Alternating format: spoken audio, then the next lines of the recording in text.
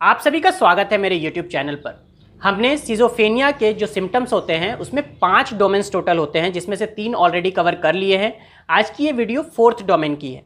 इसका नाम है abnormal motor behaviour. Abnormal motor behaviour में क्या होता है, एक पर्सन बहुत ही चाइल्डिश लाइक मूवमेंट्स कर सकता है बॉडी के, जिसे एबनॉर्मल मोटर बिहेवियर कहते हैं।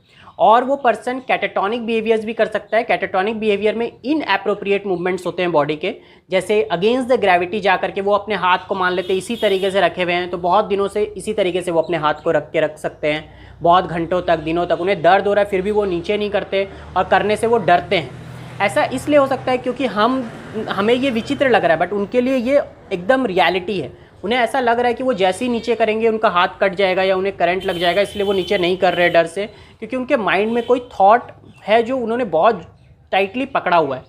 तो हमें उनके थॉट को सुलझाना है। अगर हम उनके थॉट को सुलझा पाएँ तो हम इस बिहेवियर को भी ठीक कर सकते हैं। कैटाटोनिक बिहेवियर में और क्या होता है, बहुत सारे पर्सन में कैटाटोनिक एक्साइटमेंट देखी जाती है। जैसे वो कोई भी काम को अगर कर रहे हैं तो बहुत ज़्यादा एग्रेसिव है उसको करने में, बहुत ज़्यादा उनके मोटर बिहेवियर काम कर रहे हैं। जैसे वो हाथ को घुमा रहे हैं तो बहुत एग्रेसिवली हाथ को ऐसे ऐसे घुमा रहे हैं, सर को घुमा रहे हैं तो बहुत तेज़ी से सर को घुमा रहे हैं। इससे क्या होता है, उनके पूरे बॉडी में इसकी वजह से स्ट्रेस आता है। इसकी वजह से उनके मसल्स डैमेज हो सकते हैं, हड्डियाँ डैमेज हो सकती है, टीथ पे अगर वो जोर डाल रहे हैं तो टीथ डैमेज हो सकते हैं।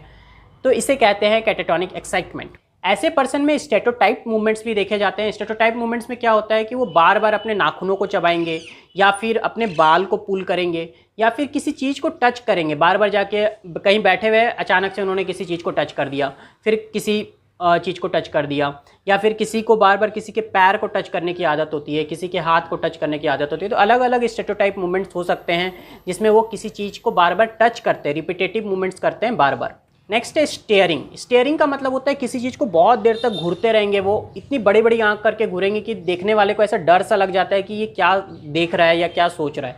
नेक्स्ट है ग्रिमेसिंग। ग्रिमेसिंग का मतलब होता है वो पर्सन बहुत ही ज़्यादा अपने चेहरे पर इमोशनल स्ट्रेस दिखाता है, या फिर बहुत ज़्यादा एक्साइटमेंट वाले एक्सप्रेशंस देता है। चेहरे पे बहुत ज़्यादा उसके एक्सप्रेशन देखने को मिलेंगे। जैसे उसे पेन नहीं भी हो रहा है फिर भी वो फेस ऐसा बनाएगा जैसे उसे बहुत ज़्यादा पेन हो रहा है, या फिर वो बहुत ज़्यादा स्माइलिंग फेस बनाएगा। अजीब अजीब टाइप के फेशियल एक्सप्रेशंस भी वो दे सकते हैं।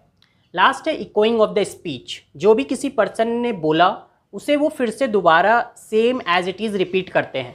मतलब वो अपने ब्रेन का यूज़ नहीं करते, या फिर कह सकते हैं कि वो अपने ब्रेन का यूज़ नहीं कर पाते उस समय, और वो सेम टू सेम जो पर्सन ने बोला उसके लास्ट फ्रेज को या फिर पूरे सेंटेंस को ही रिपीट कर देते हैं। ये सारे सिम्टम्स आते हैं कैटाटोनिक बिहेवियर में एंड एबनॉर्मल मोटर बिहेवियर में।